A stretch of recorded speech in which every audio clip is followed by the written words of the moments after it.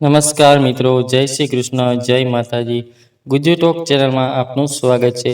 તો મિત્રો, આજની વાત એવી છે કે જ્યારે પુત્રવધુએ સાસુના ચારિત્રને કલંકિત કર્યું, ત્યારે સાદી સાસુએ પણ કરી ટેડી આંગળી અને પોતાના દિમાગનો ઉપયોગ કરીને દીકરાઓ સામે સત્ય લાવ્યા અને વહુઓને દેખાડ્યા.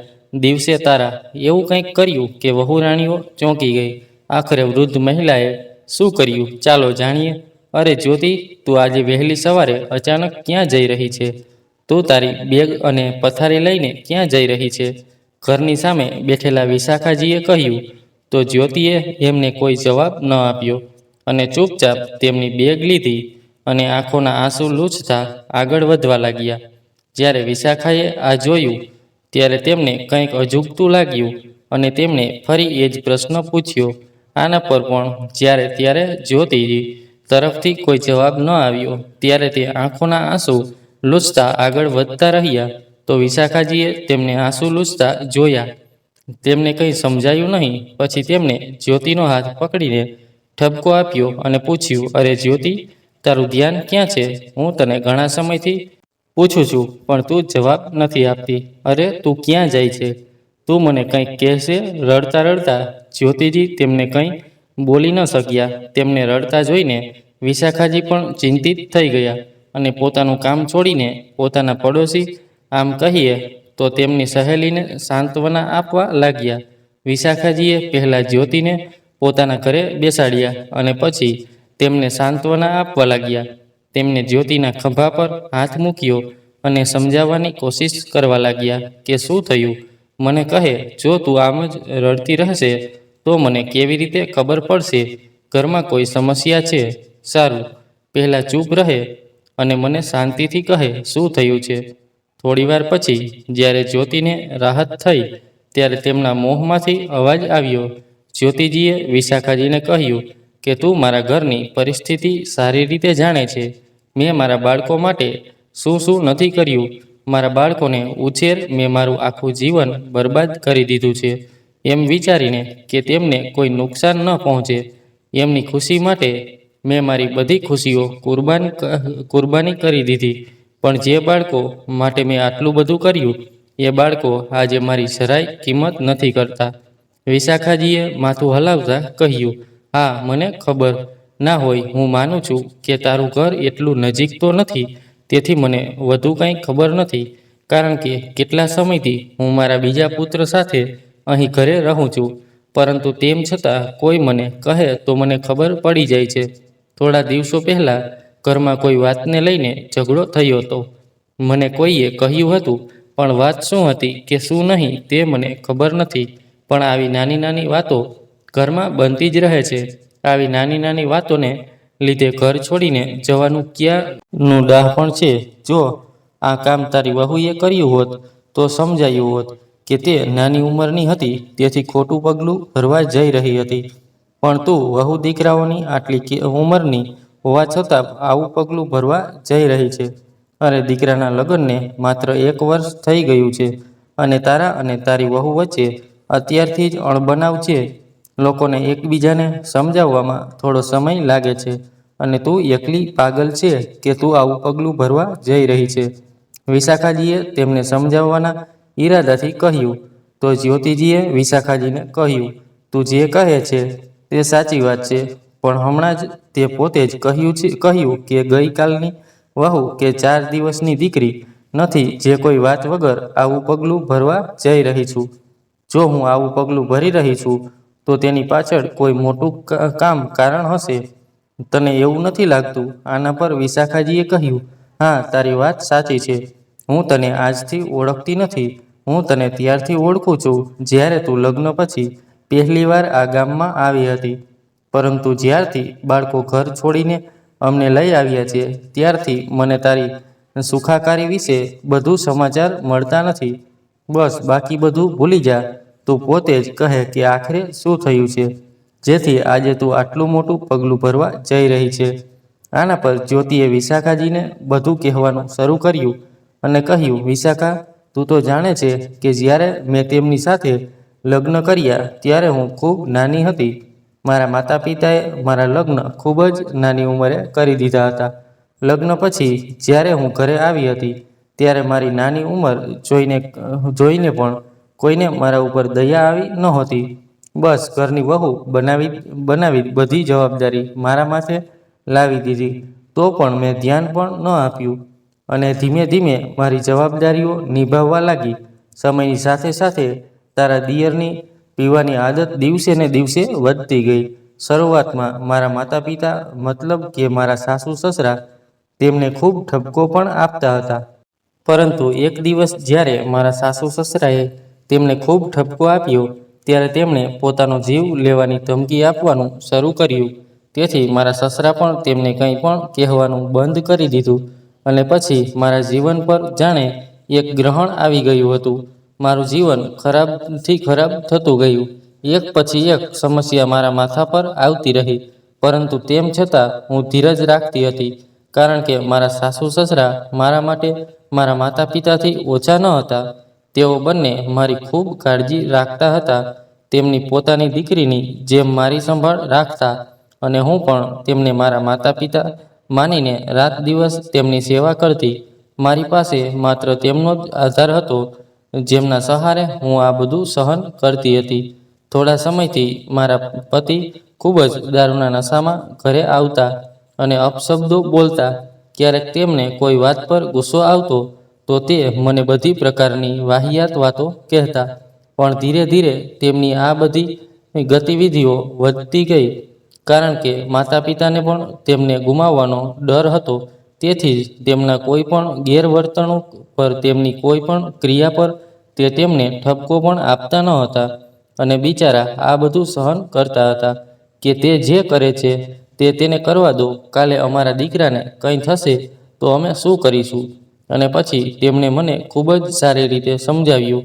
તેથી જો મારા કારણે મારા ઝઘડો કરવાથી પણ જો મારા પતિને કંઈક થઈ જાય તો શું હું ક્યારેય મારી જાતને માફ કરી શકીશ?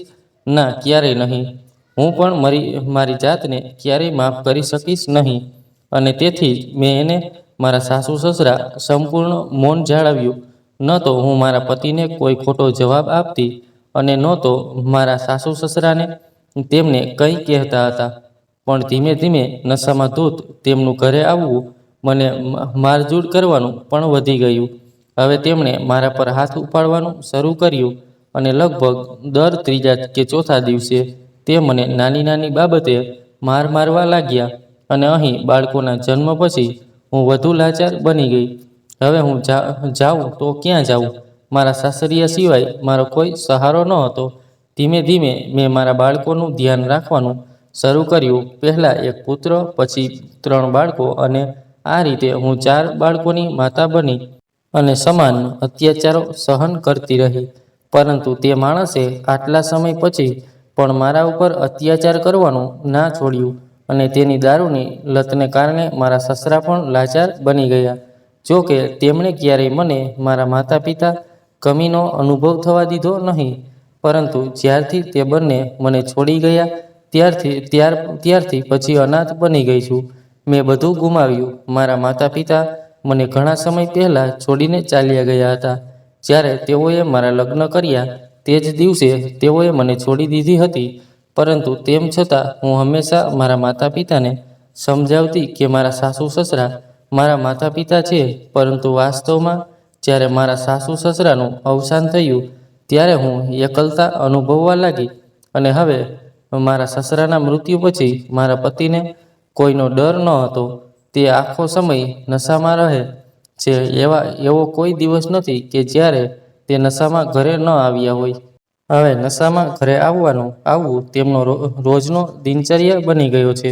હવે તે દરરોજ પીતા હતા અને મને રોજ માર પડતો હતો. મને ખૂબ ગુસ્સો આવતો, પણ હું કંઈ બોલી શકતી ન હતી. તેથી જ હું મારા બાળકો માટે બધું જ સહન કરતી રહી, કારણ કે હું ભણેલી ન હતી. તેથી હું ક્યાં જાઉં અને શું કરું અને હું મારા બાળકોને કેવી રીતે ઉછેરું, એટલે હું બધું સહન કરતી રહી. પણ ખબર નથી, ભગવાનને કદાચ આ પણ પસંદ ના આવ્યું. તેણે મારી વધુ કસોટી કરવી હતી. એક દિવસ મારા પતિને છાતીમાં સખત દુખાવો થયો. ડૉક્ટર પાસે તપાસ કરાવી તો મને જાણવા મળ્યું કે તેમના ફેફસા અને કિડનીને નુકસાન થયું છે. મેં મારા પતિને સમજાવવાની કોશિશ કરી કે દારૂ પીધા પછી હરવા ફરવાની તેમની હાલત નથી રહી, પરંતુ તેમણે મારી વાત ન સાંભળી અને તેમની ઈચ્છા મુજબ કરવાનું ચાલુ રાખ્યું. પછી એક દિવસ તેનું પણ મૃત્યુ થયું. તેમના મૃત્યુ પછી હું વધુ ભાંગી પડી હતી. જે ડરથી હું મારા પતિને છોડી શકતી ન હતી, મારા બાળકો સાથે ક્યાંય જવા સક્ષમ ન હતી, એ ભય મારા માટે કાયમી બની ગયો હતો. હું ભણી ન હતી અને બીજું કંઈ જાણતી ન હતી. આવી સ્થિતિમાં હું મારા બાળકોની સંભાળ કેવી રીતે રાખી શકું? પણ હવે મારે મારા બાળકોને કોઈક રીતે ઉછેરવાના હતા. ધીમે ધીમે મારે સત્ય સ્વીકારવાની જીવનમાં આગળ વધવું પડ્યું. મેં પડોશી આંટીઓને કામ માટે પૂછ્યું. તેઓ મને તેમની સાથે ખેતરોમાં કામ કરવા લઈ જવા લાગ્યા. હવે ધીમે ધીમે મારે મારા બાળકોના જીવનને પાર કરવા માટે કંઈક તો કરવાનું જ હતું. પછી મેં ખેતરોમાં કામ જવાનું શરૂ કર્યું અને ખેતરમાં મજૂરી કર્યા પછી પણ હું મારા બાળકોને સારું જીવન આપી શકી નહીં. શરૂઆતથી જ જ્યાં સુધી તેમના પિતા જીવતા હતા ત્યાં સુધી મેં તેમને સરકારી શાળામાં ભણાવ્યા. ત્યાં સુધી તેઓ સરકારી શાળામાં ભણતા રહ્યા. મોટો દીકરો 6ઠ્ઠા ધોરણમાં હતો ત્યારે તેના પિતાનું અવસાન થયું હતું. એ પછી મેં મોટા દીકરાને પ્રાઇવેટ શાળામાં અને બાકીના બાળકોને સરકારી શાળામાં ભણાવવાનું શરૂ કર્યું, એ વિચારીને કે જે મોટો છે તે તેના નાના ભાઈ બહેનોને ભણાવશે. અને સમય આમ જ વીતતો ગયો. પણ મારા માટે ઘર ચલાવવું બહુ મુશ્કેલ બની રહ્યું હતું.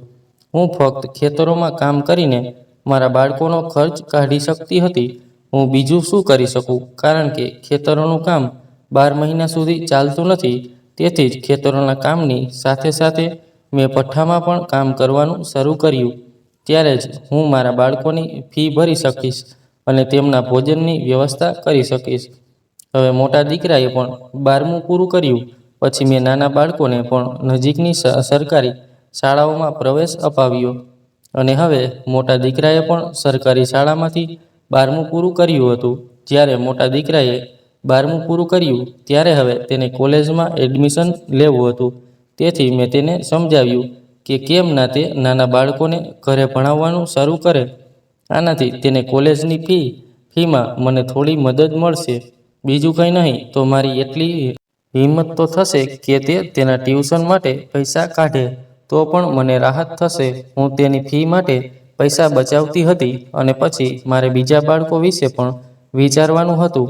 હું આ રીતે સમય વિતાવતી હતી અને મારા બાળકોનું શિક્ષણ ચાલુ રાખવા માટે મેં જ્યાંથી શક્ય હોય ત્યાંથી પૈસા લીધા અને ઉધાર પણ લીધા. મારા મોટા દીકરાનું ભણતર પૂરું થતાં જ નાના બાળકોએ પણ કોલેજમાં એડમિશન લઈ લીધું. બંને નાની દીકરીઓ પણ ભાઈઓ સાથે કોલેજ જતી. મારો મોટો દીકરો બહુ બુદ્ધિશાળી હતો. રોજે રોજ બાળકોને ટ્યુશન ભણાવવા ઉપરાંત એક ખાનગી કંપનીમાં નોકરી પણ કરવા લાગ્યો અને હવે હું થોડી આરામથી જીવવા લાગી હતી. છેલ્લા 3-4 વર્ષથી મારો દીકરો કંપનીમાં કામ કરવા લાગ્યો ત્યારથી હું થોડી ચિંતામુક્ત થઈ ગઈ. બસ હવે એક જ ચિંતા હતી કે મારી 2 નાની દીકરીઓના લગ્ન કેવી રીતે કરવા. આ બધું વિચારીને હું દિવસ રાત ચિંતિત હતી. પછી મેં નક્કી કર્યું કે હું દેખાડો કરવામાં પૈસા નહીં બગાડીશ અને મારા પુત્રના જીવનમાં ગરબડ પણ નહીં કરું. એટલે મેં મારી બંને દીકરીઓ માટે સામાન્ય ઘર શોધીને સામાન્ય લગ્ન કરી વિદાય આપી અને મને મારા મોટા પુત્રની નોકરીનો સાથ મળ્યો. તેથી જ મેં થોડા પૈસા બચાવ્યા અને મારા પુત્રોના લગ્ન કરાવવાનું વિચાર્યું. તને ખબર જ હશે વિશાખા કે ગયા વર્ષે મેં મારા 2 પુત્રોના લગ્ન કરાવ્યા હતા. વિશાખાજીએ કહ્યું, હા હા, મને ખબર છે કે તે મને લગ્ન માટે આમંત્રણ આપ્યું હતું. અમે બધા આવ્યા હતા. પછી શું થયું? વિશાખાજીએ ઉત્સાહથી પૂછ્યું. ત્યારે જ્યોતિજીએ જવાબ આપ્યો, બસ એટલું જ સમજી લે કે એ મારા જીવનની સૌથી મોટી ભૂલ હતી કે જ્યારે મેં એ છોકરીઓને જોઈને લગ્ન માટે મારું મન ભરી લીધું હતું કે મારા બાળકો બહુ હોશિયાર છે. મારા મોટા દીકરાએ મારી સાથે ક્યારેય મોટા અવાજે પણ કંઈ કહ્યું નથી. તેણે ક્યારેય ટ્યુશન કે માતા તું મારા માટે આવી છોકરી શોધ કે આમ છોકરી શોધ, તેણે બધું મારા પર છોડી દીધું હતું. હાલનો સમય જોઈએ તો મારા બાળકો ખૂબ સારા છે અને મારો મોટો દીકરો મિલન આટલા વર્ષોથી ઘરની જવાબદારી સંભાળી રહ્યો હતો અને છેલ્લા 2 વર્ષથી મારા નાના દીકરા અને દીકરીઓએ પણ તેમના લગ્ન માટે એવું નથી કે તેમને તેમના ભાઈના પૈસા જ ખર્ચ્યા છે. બિચારી મારી દીકરીઓએ પણ ખૂબ મહેનત કરી અને બાળકોને ટ્યુશન ભણાવીને મને ખૂબ ટેકો આપ્યો છે, પરંતુ તેમ છતાં મારા પુત્રોના લગ્ન ન થયા ત્યાં સુધી મારા પર થોડું દેવું થયું હતું. તેથી તેને પતાવવા માટે મારો પુત્ર મને પૈસા આપતો હતો અને મેં મારા નાના પુત્રને પણ કહ્યું હતું કે તે મને થોડા પૈસા આપે. બંને ભાઈઓએ મને અડધા પૈસા આપવા જોઈએ, પરંતુ મારા મોટા પુત્રએ તેનો આખો પગાર હંમેશની જેમ મારા હાથમાં આપ્યો અને કહ્યું કે માતા, તું જ્યાં સુધી છે ત્યાં સુધી અમને શું કમી છે? મારી પત્નીને પણ બધું જ તું આપે છે. તું તેના માટે અને અમારા બધા માટે સૌથી મોટી છે. તો આવી સ્થિતિમાં તું જ ઘરની તમામ જવાબદારીઓ સંભાળે છે ને, માટે પૈસા આપવાનો હિસાબ તારી પાસે રાખજે. બેશક તું તેને ખર્ચ માટે થોડા પૈસા આપી શકે છે, પણ હું પૈસા તારા હાથમાં જ રાખીશ. મોટા દીકરાને જોઈને નાનો દીકરો પણ તેનો પગાર મને આપતો હતો, પણ પુત્રવધૂને તે ગમ્યું ન હતું. કદાચ લગ્નના 3 મહિના પછી તેણીની અસભ્યતા શરૂ થઈ. તેણી દરેક નાની નાની વાત પર આમ છે તેમ છે કરવા લાગી. ઘરમાં એક જ પ્રાણી અને તેની ખાણીપીણી માટે પણ તે હોબાળો મચાવતી હતી. તેમને અત્યારે કોઈ સંતાન પણ નથી, તો પણ તે નાની બાબતો માટે મરી જતી હતી અને પછી તેઓ એકબીજામાં ઝઘડતી રહે છે. આ સાંભળીને વિશાખાજીએ તેમને સમજાવ્યું કે જ્યોતિ, હું તારી સમસ્યા સમજું છું. તારી જિંદગીમાં તે ક્યારેય સુખ જોયું નથી, પણ તારા માટે આનાથી વધુ સારું શું હોઈ શકે કે તારા પુત્રો તારી સંભાળ રાખે છે, તેઓને તારી ચિંતા છે. તારે તો ભગવાનનો આભાર માનવો જોઈએ કે તારા દીકરાઓ તારી આટલી કાળજી રાખે છે. તારે બીજી શું કમી છે? અને પછી ઘરમાં હંમેશા ઝઘડાઓ થાય છે. આવી રીતે ઘર છોડવાનો શો અર્થ છે? આ વખતે જ્યોતિજીએ કહ્યું કે વિશાખા, જો વાત માત્ર લડાઈ પૂરતી જ સીમિત હોત તો હું ક્યારેય ના જાતી. હું છેલ્લા 11 મહિનાથી આ બધું સહન કરી રહી છું. 3 મહિના પછી જે દુષ્કર્મ શરૂ થયું તે તો બંધ જ ના થઈ. એક વખત જો વહુ બોલવાનું શરૂ કરે તો પછી તે બંધ જ ના કરે. હવે બધું જેમ તેમનું અને તેમના પિતાનું હોય તેમ કરે છે. મેં કોઈના માટે કંઈ કર્યું જ નથી અને તેથી જ મારી જિંદગી બરબાદ કરી છે, પરંતુ તે છતાં મને વહુઓ મને કહેતી રહે છે, પરંતુ તેમ છતાં મેં ધીરજ રાખી, કારણ કે મારા પુત્રો ઓછામાં ઓછો મને સાથ આપતા હતા. આવી સ્થિતિમાં તો ત્યારે વટાવી જ્યારે મારી વહુઓએ ખબર નથી કે મારા પુત્રોએ શું સાંભળ્યું છે કે છેલ્લા કેટલા દિવસોથી મારા પુત્રોનું મારા પ્રત્યેનું વર્તન બદલાઈ ગયું છે. આવી સ્થિતિમાં હું મારા પુત્રોના વર્તનને કેવી રીતે ઓળખી શકું? મેં બાળપણથી તેમના વિશે બધું જોયું છે. હું તેમને ઓળખું છું. તેમના વર્તનમાં થોડો ફેરફાર પણ સારી રીતે ઓળખાય છે. છેલ્લા કેટલાક દિવસોથી તેઓ મને જે પણ કહેતા તેનો સીધો જવાબ આપતા ન હતા. કારણ શું હતું? મને સમજ ન પડી. મેં બંને પુત્રો સાથે ઘણી વખત વાત કરવાનો પ્રયત્ન કર્યો, પરંતુ તેઓએ મારી વાત સાંભળી નહીં. મેં વિચાર્યું કે કદાચ ઘરનો ખર્ચો વધ્યો છે, પણ મેં કામ પર જવાનું બંધ કરી દીધું છે અને હવે બાળકો કદાચ ઘરનો ઘણો બોજ ઉઠાવી રહ્યા છે. અને તે પછી પણ એક દિવસ મારી વહુએ મને બધી પ્રકારની વાહિયાત વાતો કહી અને મને ખબર નથી કે તેણીએ મને શું કહેવાનું શરૂ કર્યું. બધી જ વાતો સંભળાવતી વખતે તેણે કહ્યું કે તારા હાથ પગ બિલકુલ ઠીક છે, પરંતુ તને બાળકોની કમાણી ખાવાની આદત પડી ગઈ છે, તેથી જ તું કંઈ કરવા માંગતી નથી. બસ ઘરમાં પડી રહીને ઓર્ડર મારવો છે. તને હરામનું ખાવાની આદત પડી ગઈ છે. જ્યારે મારી વહુએ મને આ બધી વાતો કહી ત્યારે હું સહન ન કરી શકી અને પછી મારા પુત્રનું મારી સાથે બદલાતા વર્તનને જોઈને મેં વિચાર્યું કે કદાચ વહુઓ જે કહે છે તે સાચું છે. પુત્રો પણ એવું જ વિચારે છે, તેથી જ તેમનું વર્તન મારા પ્રત્યે આટલું બદલાઈ રહ્યું છે. હું ખરેખર એક બોજ બની ગઈ છું. તેથી જ મેં વિચાર્યું કે મારે ફરીથી કામ કરવાનું શરૂ કરવું જોઈએ. અને તેથી જ મેં ફરીથી કામ કરવાનું શરૂ કર્યું અને ફરીથી ખેતરોમાં કામ કરવાનું શરૂ કર્યું અને પહેલાંની જેમ પૈસા કમાવાનું શરૂ કર્યું. પરંતુ મેં ક્યારેય અપેક્ષા ન હતી કરી કે મારે આ દિવસ જોવા પડશે, કે મારા બાળકોની હાજરીમાં પણ મારે ફરીથી એ જ સખત મજૂરી કરવી પડશે. પરંતુ મેં મારી જાતને વિશ્વાસ અપાવ્યો કે હું સક્ષમ છું અને હું મારા બાળકો માટે તે કરી શકું છું, તો હું કેમ ન કરું? અને પછી બાળકો પણ મારા પોતાના છે. જો હું તેમને થોડી મદદ કરીશ તો શું મુસીબત આવશે? મારે તેમના વિશે વિચારવું જોઈએ. તેથી આ બધું વિચારીને હું કામ પર જવા લાગી. મારા પુત્ર અને વહુ બંને મારાથી અંતર રાખતા હતા. છેલ્લા 1 મહિનાથી બસ એમ સમજ વિશાખા કે હું ઘરમાં ખાલી રહું છું. ઘરમાં કોઈને મારામાં રસ નથી. ન તો મારા પુત્રો મને મારી તબિયત વિશે પૂછે છે અને ન તો કોઈ પણ કામ કરતા પહેલાં પૂછે કે શું કરવું જોઈએ કે શું નહીં. વાત શું છે હું કંઈ સમજી શકી નહીં. મેં જાણવાની ઘણી કોશિશ કરી, પણ દીકરાઓએ કંઈ કહ્યું જ નહીં. મારી સાથે વાત પણ ન કરી અને પુત્ર વધુઓએ પણ કંઈ કહ્યું નહીં. ઘણા દિવસો સુધી હું આ જ વિચારતી રહી, શું વાત છે, મારા બાળકો અચાનક આટલા બધા કેવી રીતે બદલાઈ ગયા? જે ગઈકાલ સુધી તેમની માતાને ખૂબ પ્રેમ કરતા હતા, આજે તેમની માતા સાથે વાત કરવા તૈયાર નથી. પરંતુ તેમ છતાં હું એક બેશરમ વ્યક્તિ જેમ ઘરે ફક્ત રોટલી ખાવા જ આવતી હતી. તેમાં પણ ક્યારેક મને કંઈક મળતું તો ક્યારેક હું જમતી હતી અને જો કંઈ ન મળતું હોય તે પછી પણ મેં કોઈને કંઈ કહ્યું નહીં, કારણ કે મારા કહેવાથી કે ના કહેવાથી કોઈને કોઈ અસર નહોતી થતી. જાણે બધા એમ જ વિચારવા લાગ્યા હોય કે હું પાગલ છું. જો હું કંઈ કહેતી રહેતી તો વહુઓ કોઈ જવાબ ન આપતી, જાણે કે તેઓને મારી વાત સંભળાતી જ ન હોય. દીકરાઓની પણ હાલત એવી જ હતી. હવે મારા માટે સહનશીલતાની હદ વટાવી રહી હતી. એટલે જ ગઈકાલે રાત્રે જ્યારે હું કામ પરથી આવી ત્યારે જોયું કે દીકરાઓ અને વહુઓ જમતા હતા.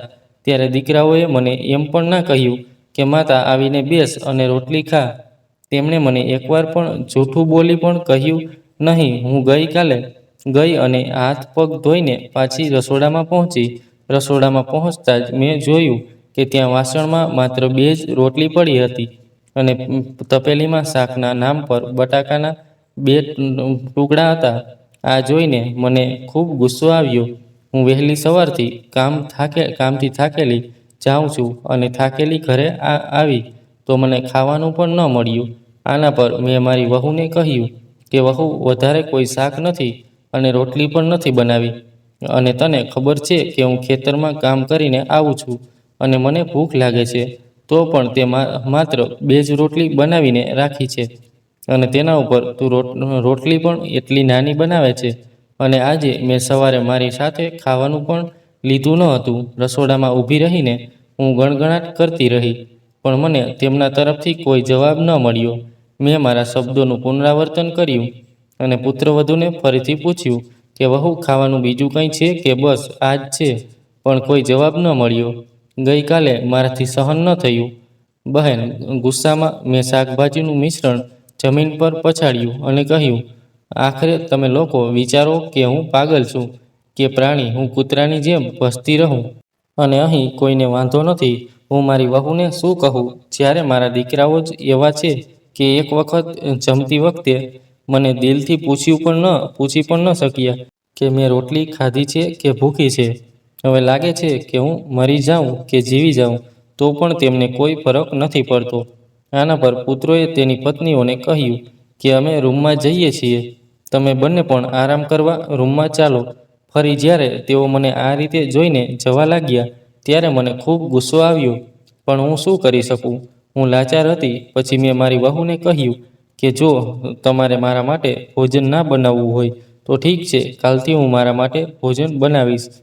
આ રીતે બીજાની સામે મારા માટે ભોજન બનાવશો એવો ડોળ ન કરો કે તમે મારી આટલી સેવા કરો છો અને અહીં તમને દિવસમાં 2 વાર મારા માટે ભોજન રાંધવાનું દુઃખ થાય છે.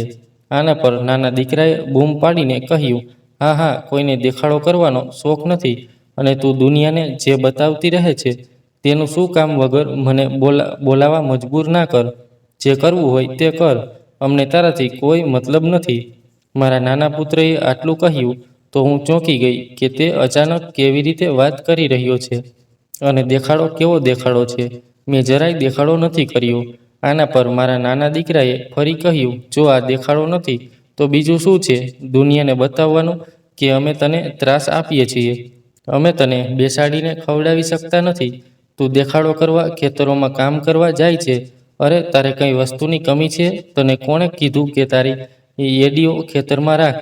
પણ ના, તને હસવાની અને બકવાસ કરવાની આદત પડી ગઈ છે. તું ઘરે રહીશ તો તને એ કરવાનું નહીં મળે.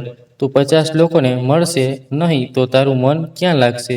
મારા દીકરાએ આટલું બોલતા જ એવું લાગ્યું કે જાણે હું જમીનમાં દટાઈ ગઈ. આના પર હું આંખોમાં આંસુ સાથે મારા મોટા પુત્ર તરફ જોવા લાગી. પછી તેણે કહ્યું, બસ હવે વધુ કાર્યવાહી કરશો નહીં. તું તારા ઘરની વાતો ભગવાન જાણે છે કે તું કોણે કોણે કહે છે. હું કંઈ કહેવા માંગતો નથી. તેથી જ હું આટલા દિવસોથી શાંત છું. આ અંગે નાના પુત્રએ ફરી કહ્યું કે અમારી બહેનો લગ્ન કરીને આ ઘર છોડીને ચાલી ગઈ છે. તો પછી તારી હિંમત કેવી રીતે થઈ કે તું આ બંનેના ઘરેણાં જે તેમના પિયર વાળે આપ્યા હતા તે ચોરીને તારી દીકરીઓને આપ્યા? જૂઠું ન બોલ માતા. મેં તારી પત્નીના ગળાનું એ લોકેટ જોયું છે જે તે તારી નાની દીકરીને આપ્યું હતું. તેને મને ફોટામાં બતાવ્યું હતું. તને તારા ઘરમાં ચોરી કરતા શરમ ના આવી? આ બંનેએ અમને ઘણું બધું કહ્યું છે. અમને આવું વિચારતા પણ શરમ આવે છે. અમે આટલા લાંબા સમય સુધી એવું વિચારતા હતા કે અમારી માં આટલી સારી છે. તે અમારા જીવન ખાતર ફરી લગ્ન નથી કર્યા. સારા કે ખરાબ બધા સંજોગો સાથે લડીને અમારું જીવન સુધાર્યું. પણ અમને ખબર ન હતી કે તું તારી જરૂરિયાતો પૂરી કરી રહી છે. તું આ ગામ છોડવા જ નહોતી માંગતી. તેથી જ તે બીજે ક્યાંક લગ્ન નથી કર્યા. અને હું પણ સારી રીતે સમજી ગયો છું કે અમારો ખર્ચ કેવી રીતે પૂરો થાય છે. ખેતરોમાં કામ કરવાનું માત્ર નામ હતું. મારા પુત્રોએ મારી વિરુદ્ધ મારી સાથે એવી વાતો કરી કે મારી આંખો શરમથી જમીન પર આવી ગઈ અને હું તેમની સામે માથું ઊંચું પણ ન કરી શકી. મેં સપનામાં પણ ક્યારેય વિચાર્યું ન હતું કે મારા બાળકો જેમના માટે મેં મારું જીવન બરબાદ કર્યું છે તે મારા વિશે આવું વિચારી શકે છે. મારા પતિના મૃત્યુ પછી મેં ક્યારેય પારકા પુરુષ તરફ ક્યારેય જોયું પણ નથી. જો હું ઈચ્છતી હોત તો મારા માતા પિતા મારા લગ્ન બીજે કરાવવા તૈયાર હતા.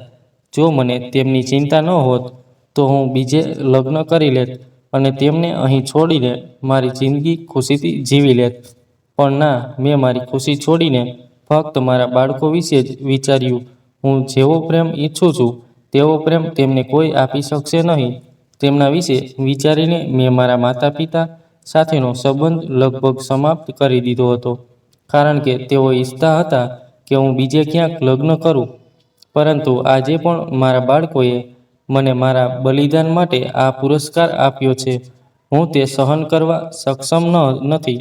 મેં કાલે રાત્રે જ નક્કી કરી લીધું હતું કે હવે હું આ ઘરમાં રહીશ નહીં. તું જ મને કહે, હું આ ઘરમાં કેવી રીતે રહીશ? હું મારા બાળકોની આંખોમાં જોવા માટે પણ સક્ષમ નથી. મારા બાળકો મારા વિશે આવી ખરાબ વાતો વિચારી પણ કેવી રીતે શકે છે? હું ગઈ રાતથી આ વિશે વિચારી મરી રહી છું. મારે કોઈને કંઈ કહેવું નથી. હું કોઈનું કશું સાંભળવા માંગતી નથી. એટલે આજે હું મારી બેગ લઈને વહેલી સવારે નીકળી ગઈ. હું બેગ લાવી છું પણ એમાં મારા પતિના ફોટા સિવાય મારી પાસે કંઈ નથી. બસ એક કપડાની જોડી સિવાય. હવે તું જ કહે હું ક્યાં મરી જાઉં? મારી યુવાવસ્થામાં મેં જે કલંક મારા પર ક્યારેય કોઈએ લગાવ્યું ન હતું, આજે મારી વૃદ્ધાવસ્થામાં તે કલંક મારા ઉપર મારા બાળકો લગાવી રહ્યા છે. મારે પૃથ્વીમાં અદૃશ્ય થઈ જવું જોઈએ કે મરી જવું જોઈએ? હું શું કરું? વિશાખા જ્યોતિજી રડતા રડતા આ કહી રહ્યા હતા. તેમની આંખોમાંથી આંસુ રોકાતા ન હતા. તે માત્ર સતત રડતા હતા. આ બધું સાંભળીને વિશાખાજીની આંખો પણ ભીની થઈ ગઈ. કારણ કે તે અલબત્ત તેમનાથી દૂર રહી રહ્યા હતા. પરંતુ તેમને જ્યોતિજીને મહેનત, તેમના બાળકો માટેનો પ્રેમ બધું જોયું હતું. અને ગામમાં રહીને દરેક વ્યક્તિ વિશે જાણવા મળી જાય છે. આજ સુધી જ્યોતિજી વિશે કોઈએ કંઈ ખોટું નથી કહ્યું કારણ કે તેઓ ખૂબ જ સારી મહિલા હતા. વિશાખાજીએ રડતા જ્યોતિજીને પ્રોત્સાહિત કરવાનો પ્રયાસ કર્યો. પહેલાં તેમને શાંત કરાવ્યા અને પછી કહ્યું, તું પાગલ થઈ ગઈ છે. તું તારા બાળકોના આગ્રહ પર આટલી ઝડપથી ઘર કેમ છોડી રહી છે? શું આ તારા બાળકોનું ઘર છે? અને મને એક વાત કહે, જો તું આમ જ તારી બેગ લઈને ડરીને આ ઘર છોડી દે તો તારા દીકરા તને યોગ્ય ગણશે? ના, બલકે તેઓ તને વધુ ખોટી ગણશે. આ રીતે તું ક્યારેય તારા પુત્રોની નજરમાં પોતાને સાચી સાબિત કરી શકશે નહીં. જો તારે તારી જાતને સાબિત કરવી હોય તો તું લડવું પડશે જેમ તું આજ સુધી આ દુનિયા સામે લડતી આવી છે. આજે એ જ રીતે તારા બાળકો સાથે, તારા માટે, તમારા અસ્તિત્વ માટે, તમારા સ્વાભિમાન માટે લડવું પડશે. જો તારી સામે ઊભેલા લોકો તારા પોતાના હોય તો શું, પરંતુ જ્યારે પોતાના જ લોકો પોતાના દુશ્મન બની જાય છે ત્યારે વ્યક્તિ કે તેમની સાથે પણ લડવું પડે છે. જ્યોતિજી આશ્ચર્યથી વિશાખાને જોઈ રહ્યા અને તેમણે કહ્યું, વિશાખા, તે બીજું કોઈ નહીં પણ મારું પોતાનું બાળક છે. વિશાખાજીએ કહ્યું, તો એ તારું પોતાનું બાળક છે તો શું તારા બાળકે તારા ઉપર કલંક લગાવતા પહેલાં એકવાર પણ વિચાર્યું હતું કે અમારી માતાએ અમારા માટે પોતાનો જીવ, પોતાની ખુશીઓનું બલિદાન આપ્યું અને આજે આ ઉંમરે અમે એના પર આ બધાનો આરોપ લગાવી રહ્યા છીએ?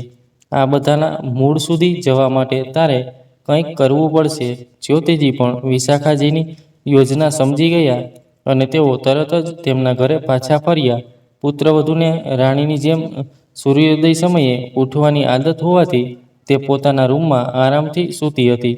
જ્યોતિજી ઝડપથી તેમના રૂમમાં ગયા અને પોતાનો સામાન જેમ હતો તેમ રાખ્યો અને સૂઈ ગયા. આજે જ્યોતિજી પણ ઉઠતા ન હતા અને કામ પર જતા નહોતા, કારણ કે જ્યારે તે કામ પર જતા ત્યારે સમયસર ઉઠતા, શાક બનાવી અને કણક ભેળતી. આ દરમિયાન મોટી વહુ આવીને રોટલી બનાવતી અને તેના પતિ માટે ખાવાનું પેક કરીને તેને આપતી અને નાની વહુ આવીને તેને મદદ કરવા લાગતી.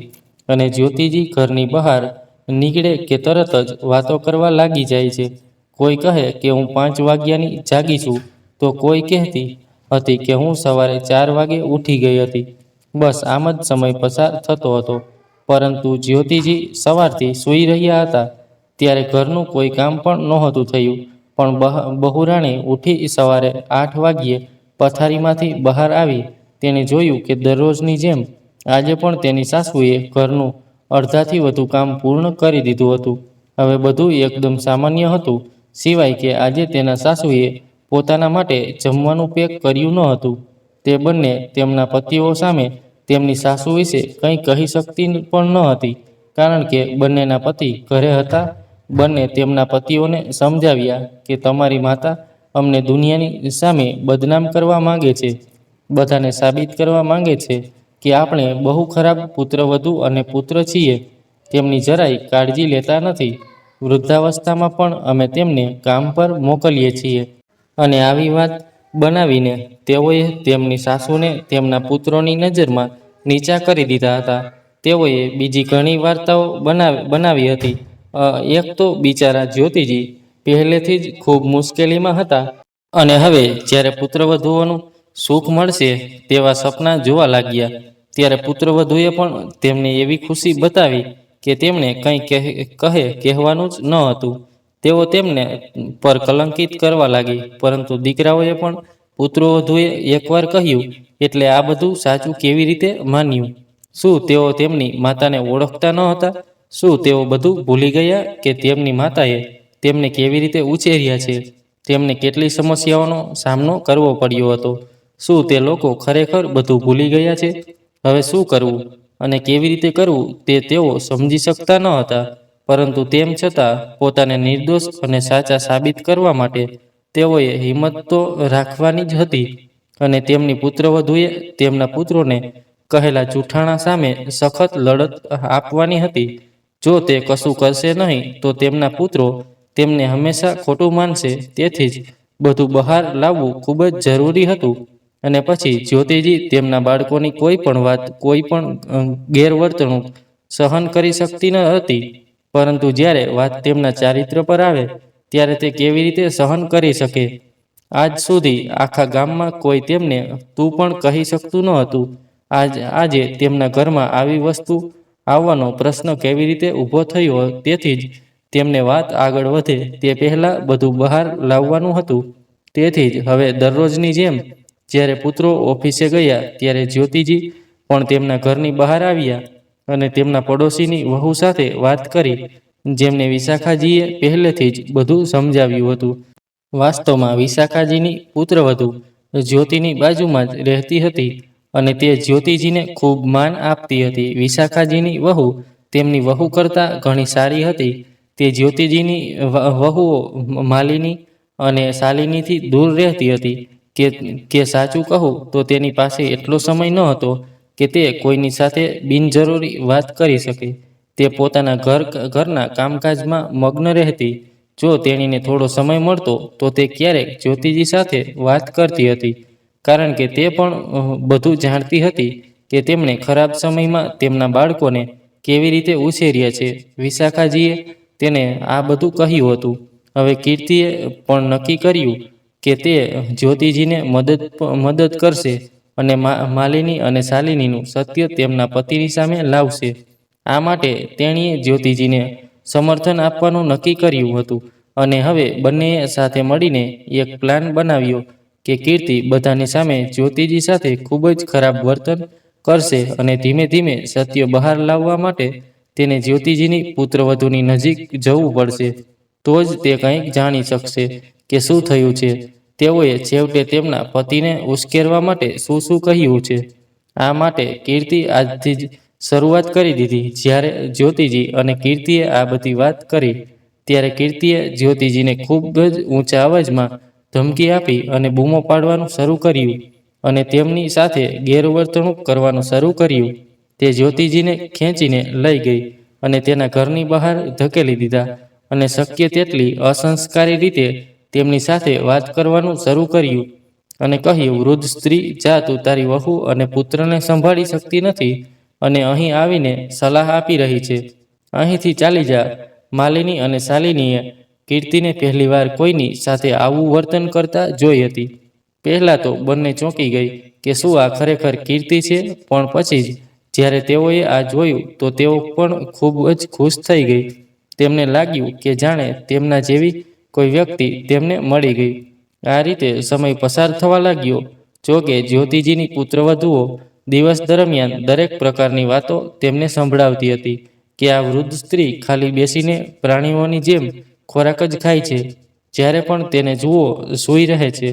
ભોજન સમય જુઓ તે કેવી રીતે બેસી જાય છે. કામ કરવાનું થાય તો મૃત હોય તેવું કરે છે. અને ભગવાન જાણે છે કે તે તેમનું શું કહેતી હતી. પરંતુ જ્યોતિજી બધું જ સહન કરતા હતા. માત્ર તેમના પુત્રો માટે સમય આમ જ પસાર થવા લાગ્યો. પરંતુ જ્યોતિજી તેમના પ્લાન મુજબ ફરી કામ કરવા લાગ્યા અને હવે જ્યારે તે કામ પર જતા ત્યારે ધીમે ધીમે કીર્તિએ માલિની અને શાલિની સાથે મિત્રતા વધારવાનું શરૂ કરી દીધું. ક્યારેક તે તેમના ઘરે આવતી તો ક્યારેક તે તેમને તેના ઘરે બેસવા બોલાવતી અને તેમની સાથે રમૂજી રીતે વાત કરતી.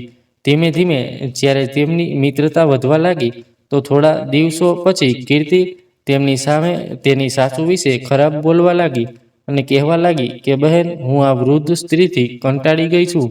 પહેલાં તે તેના ઘરે જતી અને રહેતી હતી, પણ હવે મને ખબર નથી કે શું થયું છે.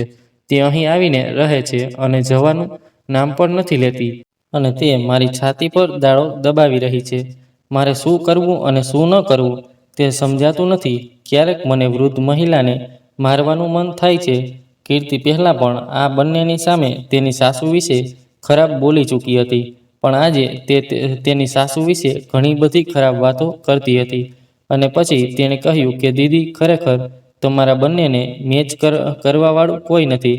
તમે બંને બહુ સ્માર્ટ છો. તમે તમારી સાસુથી છુટકારો મેળવ્યો અને કોઈને ખબર પણ ન પડી.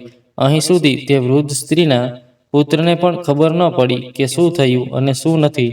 બહેન, મને પણ કહો કે તમે તમારા પતિ પર કેવો જાદુ કર્યો છે, કારણ કે એમ મારો પતિ છે જે તેની માતાના ગુણગાન ગાતો રહે છે. તે મારી વાત ક્યારેય સાંભળતો નથી. આ સાંભળીને માલિની અને શાલિની બંને ખૂબ જ ખુશ થઈ ગયા. કારણ કે તેમના વખાણ થઈ રહ્યા હતા. તેમની હોશિયારી, તેમની બુદ્ધિમત્તાનું ઉદાહરણ આપી રહી હતી. તો ખુશ તો થાય જ ને, પણ પહેલાં તો તેઓએ કંઈ ન કહ્યું અને વાતને એમ જ ટાળી દીધી. પણ કીર્તિને સત્ય શોધવું હતું. તેથી જ જ્યારે કીર્તિને લાગ્યું કે તે બંને આ વાતને નકારવાનો પ્રયાસ કરી રહ્યા છે, ત્યારે કીર્તિએ પોતે જ વિષય બદલ્યો અને કહ્યું, રહેવા દો દીદી, અમે એકલા નસીબદાર નથી કે તમે અમને તમારું રહસ્ય કહો. એવું લાગે છે કે મારે આ વૃદ્ધ સ્ત્રીની ક્રૂરતા આવી રીતે જ સહન કરવી પડશે. અને મને જણાવો કે ઘરમાં બધું કેવી રીતે ચાલે છે. પછી કીર્તિએ તે બંને સાથે રેન્ડમ વસ્તુઓ વિશે વાત કરવાનું શરૂ કર્યું. 2 દિવસ પછી બપોરે કીર્તિ આવીને તે તેમની સાથે બેઠી, ત્યારે તેની આંખો લાલ થઈ રહી હતી. કીર્તિને જોઈને બંને પૂછવા લાગી, તને શું થયું છે? તું આટલી ઉદાસ કેમ બેઠી છે અને આટલી ઉદાસ કેમ દેખાય છે? આના પર કીર્તિ જોર જોરથી રડવા લાગી અને બંનેને કહ્યું, બહેન, મારા પતિએ પહેલી વૃદ્ધ મહિલાને કારણે મારી જિંદગી નરક બનાવી દીધી છે. આજે ફરી તેણે મને માર માર્યો. મેં મારા માટે કપડાં ખરીદવા શું કહ્યું તે મને મારવા લાગ્યો અને તેણે કહ્યું કે માતા પાસે બંધો વહીવટ છે, તો માતા પાસે પૈસા માંગ. તો મેં ના પાડી કે હું તારી માતા પાસેથી પૈસા માંગીશ નહીં. લગ્ન કરી તું મને લાવ્યો છે કે તારી માતા, તો તું જ મને કપડાં લાવી આપ. હું તારી માતા પાસે પૈસા કેમ માગું? બસ આ વાત પર તે મને મારવા લાગ્યો. બહેન, મહિનાઓ વીતી જાય છે, પણ 1 રૂપિયો પણ મારા હાથમાં રાખતો નથી. હું આ માણસથી ખૂબ જ કંટાળી ગઈ છું અને તેનાથી વધુ તેની માતાથી. મને ખબર નથી કે આ વૃદ્ધ સ્ત્રી ક્યારે મરી જશે તો મને થોડી શાંતિ મળશે. જ્યારે તે ખૂબ રડતી રહી ત્યારે બંનેએ તેને શાંત કરી અને કહ્યું, ઠીક છે, રડીશ નહીં. અમારી પાસે દરેક વસ્તુનો ઉકેલ છે.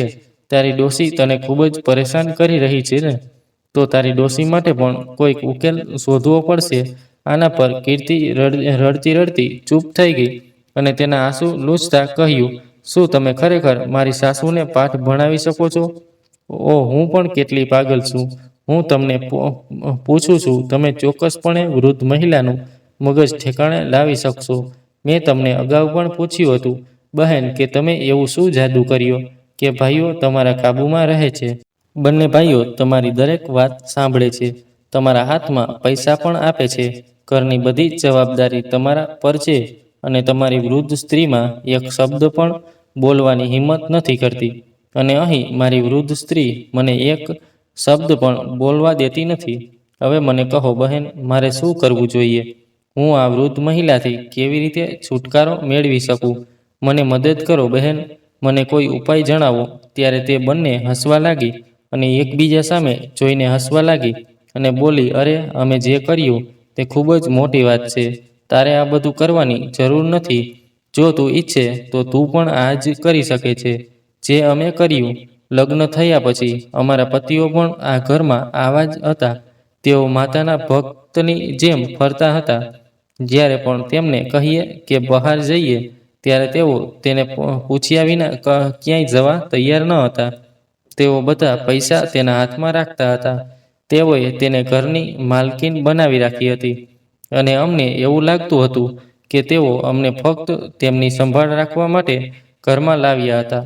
તેઓ અમને માસિક ખર્ચ માટે થોડા પૈસા આપશે. બાકીના પૈસા તેઓ તેમની માતાને આપતા અને જો અમારે કંઈ પણ લાવવું હોય તો તેના માટે પણ તે ડોશી પાસે પૈસા માગવા પડતા હતા.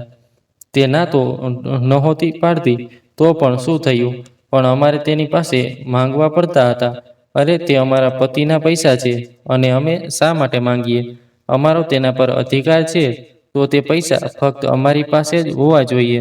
અમારે દરેક કામ માટે આ ડોશીને પૂછવાનું હતું. 3-4 મહિના સુધી અમે આ સહન કર્યું. પછી અમે સહન ન કરી શક્યા. તેથી અમે બંનેએ ધીમે ધીમે અમારા પતિને કાબૂમાં રાખવાનું શરૂ કર્યું. તેમની સામે તેમની માતાની વધુ સેવા કરવાનું શરૂ કર્યું અને પછી ધીમે ધીમે તેમના કાનમાં તેમની માતાની વિરુદ્ધ વાતો ફફડાવતા અને જ્યારે પણ અમને મોકો મળે ત્યારે અમે તેમની માતાને તેમની નજરમાં ખોટી સાબિત કરતા. તને શું કહ્યું કે અમે શું શું કર્યું છે? અમે અમારા પતિને અમારી સાસુ વિરુદ્ધ ખૂબ ઉશ્કેર્યા, પરંતુ તેમ છતાં તેઓ માન્યા નહીં. પછી મજબૂરીમાં અમે એવો પ્લાન કર્યો કે બંને ચૂપ થઈ ગયા. આ સાંભળીને કીર્તિ ચોંકી ગઈ અને બોલી, ઓહ સારું બહેન, તમે શું કર્યું? પછી તે બંને હસતી હસતી કહેવા લાગી કે અમે તે કર્યું જે વૃદ્ધ મહિલાએ તેની યુવાનીમાં પણ ક્યારેય કર્યું નહીં હોય. કેમ, બરાબર ને શાલિની? માલિનીએ હસતા હસતા કહ્યું. તો શાલિનીએ કહ્યું, બીજું શું? તેમની વાત સાંભળીને કીર્તિ ઉત્સાહિત થઈને ફરીથી પૂછ્યું, છેવટે તમે બંનેએ એવું તે શું કર્યું? ન તો ખરા? પૂછી બંનેએ કહ્યું કે અમે ફરી અમારી સાસુને તેમના જ પુત્રો સામે ચારિત્રહીન સાબિત કરી દીધી. આના પર કીર્તિએ મોં પર હાથ મૂકીને કહ્યું કે તમે શું કહ્યું? ચારિત્રહીન? અને તે પણ આ ઉંમરે? તમે તમારી સાસુ પર આવો આરોપ લગાવ્યો? આના પર તેમની વહુએ કહ્યું, અરે તો શું, અમારી સાસુ જોવામાં કોઈથી ઓછી નથી. અને પછી જે કોન્ટ્રાક્ટર માટે તે કામ કરે છે તે કોન્ટ્રાક્ટર અમારી સાસુને મદદ કરે છે. અમે આવ્યા છીએ ત્યારથી અમે આ ઘણું જોયું છે. તેથી અમારા મનમાં વિચાર આવ્યો કે આ તકનો લાભ કેમ ન ઉઠાવીએ અને અમારા પતિઓને આની વિરુદ્ધ ઉશ્કેરવામાં આવે. અમે થોડા સમય માટે આમ કર્યું, પરંતુ તેમ છતાં તે બંને લાઇનમાં ન આવ્યા અને તેઓએ તેમની માતા સાથે અલગ વર્તન કર્યું નહીં. પછી ધીમે ધીમે અમે બંને બહેનોએ સાથે મળીને અમારું મગજ એવી રીતે વાપર્યું કે જ્યારે પણ અમારી સાસુ તે ડોસાથી કોઈ કામ વિશે પૂછે ત્યારે અમે તેનો ફોટો પાડીને અમારા પતિની સામે એવી રીતે રાખતા કે જુઓ, તમારી માતા છુપાઈને કોણે મળી રહી છે. તે કામના બહાને ઘરની બહાર નીકળી જાય છે અને દરેક જગ્યાએ ફરે છે. અને બન્યું એવું કે એક દિવસ અમે બંને બહેનો ઘરે અમારા રૂમમાં હતા અને અહીં આંગણામાં શાલિનીના હાથમાંથી તેલ પડી ગયું. ત્યારે વૃદ્ધ મહિલા ઘરે જ હતી અને પહેલો કોન્ટ્રાક્ટર પૈસા આપવા ઘરે આવ્યો તો તે ડોસી જેવી જ પરત ફરી તેનો પગ લપસી ગયો અને તે પીડાથી ચીસો પાડવા લાગી. તો મદદ કરવાના ઈરાદાથી તે એક કોન્ટ્રાક્ટરે વૃદ્ધ મહિલાનો હાથ પકડી લીધો અને તેને ઊંચકીને રૂમમાં પહોંચી ગયો. પણ અમે આ ફોટા પાડીને અમારા પતિને મોકલી દીધા અને પછી અમારે કંઈ કહેવાની જરૂર ન રહી. તે પોતાની મેળે જ બધું જ સમજતા રહ્યા. કેમ બહેન, કેવું લાગ્યું અમારો પ્લાન? આટલું કહીને શાલિની પણ જોર જોરથી હસવા લાગી અને તે બંને ખુશ થવા લાગી અને કહ્યું કે જો તારે પણ તારી સાસુથી છુટકારો મેળવવો હોય તો તારે મગજનો આ રીતે ઉપયોગ કરવો પડશે. પછી બધું આપણા હાથમાં છે. પહેલી વૃદ્ધ સ્ત્રીને આ ઘરમાં એક પૈસા માટે પણ માન નથી મળતું. તેને કોઈ પૂછતું પણ નથી. હવે તે જીવે કે મરે કોઈને કોઈ પરવાહ નથી. બંને આમ જ વાત કરી રહી હતી અને કીર્તિને બધું કહી રહી હતી. ત્યારે અચાનક દરવાજાની પાછળથી કોઈ તાળીઓ પાડતું અંદર આવ્યું. શાલિનીએ પડદો હટાવ્યો તો જોયું કે તે બંનેના પતિ ત્યાં ઊભા હતા. પણ આ બધું શું હતું તે બંને કંઈ સમજી જ ન શકી. ત્યારે કીર્તિએ તે બંનેની નિંદા કરતા કહ્યું કે તમે બંને કેટલી સસ્તી છો. તમને શરમ ના આવી તમારી મા જેવી વ્યક્તિ પર ખોટો આરોપ લગાવતા? અરે તેમને પોતાના બાળકો માટે શું નથી કર્યું અને તમે આવતા જ તેમને તેમના બાળકોથી દૂર કરી દીધા. તમારા જેવી મહિલાઓના કારણે જ છોકરીઓ સમાજની બદનામી થઈ રહી છે. તમારા જેવી છોકરીઓને કારણે લોકો કહે છે પુત્રવધુ આવતા જ ઘર તોડી નાખે છે. કીર્તિએ કહેલી બધી વાત પર કીર્તિના ખભા પર હાથ રાખીને જ્યોતિજીએ કહ્યું, દીકરી, જ્યાં સુધી દીકરાઓ પોતાના સગા રહેશે ત્યાં સુધી કોઈ કંઈ નહીં કરે અને પુત્રવધુ ઘર તોડી પણ શકતી નથી. હું માનું છું કે તેમને ઝાડ બિછાવી પણ મારા દીકરા, તેમની બે આંખો બંધ ન હતી. તે મને ખૂબ સારી રીતે ઓળખતા હતા. તે સારી રીતે જાણતા હતા કે તેમની માતાએ તેમના માટે શું કર્યું છે. તેને અહીં લાવવા માટે મેં તમામ પ્રકારની પરિસ્થિતિનો સામનો કર્યો હતો, પણ પત્નીઓથી પ્રભાવિત થઈને તે બધું ભૂલી ગયા. અને જ્યાં સુધી તે કોન્ટ્રાક્ટરની વાત છે, હું દર વર્ષે દર રક્ષાબંધન પર તેને રાખડી બાંધું છું અને તે પણ મારી સાથે તેની બહેનની જેમ વર્તે છે. જ્યારે પણ મને કોઈ વસ્તુની જરૂર હોય કે લાચાર હોય કે કોઈ મુશ્કેલીમાં હોય ત્યારે હું તેને એકવાર ફોન કરું છું અને તે હંમેશા એક ભાઈ તરીકે મને મદદ કરવા તૈયાર રહે છે. પણ તમે લોકો અને તમારી સસ્તી વિચારસરણીએ ભાઈ બહેનના આ સંબંધને કલંકિત કરી દીધા છે. મને શરમ આવે છે કે હું આવા બાળકો સાથે આવા ઘરમાં રહું છું. મારી જાત પર શરમ અનુભવું છું કે હું મારા બાળકોને યોગ્ય વાલીપણા પણ ના આપી શકી. તેમની સંભાળ લીધી, પણ હું તેમને એટલી સમજ આપી શકી નહીં કે તેઓ સાચા અને ખોટા વચ્ચેનો તફાવત કરી શકે. માતા પાસેથી આવી વાતો સાંભળીને તે બંનેની પોતાની આંખોમાં પણ શરમ આવી ગઈ. તેમનો નાનો દીકરો શરમના કારણે ઊંચું પણ જોઈ શકતો ન હતો, કારણ કે તેણે તેની માતા સાથે સૌથી વધુ ખરાબ વર્તન કર્યું હતું. હવે એક ક્ષણ પણ બગાડ્યા વિના બંને હાથ જોડીને માતાના પગે પડ્યા અને તેમની માફી માંગવા લાગ્યા. માતા, અમને માફ કરો. અમે બહુ મોટી ભૂલ કરી છે. અમારે આવું ન કરવું જોઈતું હતું. તમે અમારા માટે તમારા જીવનના દરેક સુખનું બલિદાન આપ્યું અને અમે અમારી પત્નીઓની વાત સાંભળીને તમારી સાથે આવું ખરાબ વર્તન કર્યું.